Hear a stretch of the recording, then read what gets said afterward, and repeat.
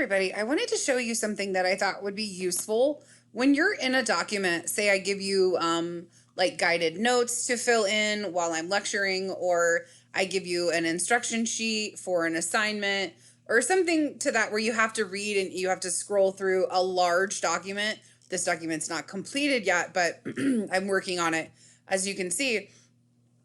To get to where you need to go, like let's say I say, okay, class, we're going to go to module 2, medical word parts and suffixes. So go ahead and scroll to that section of that document.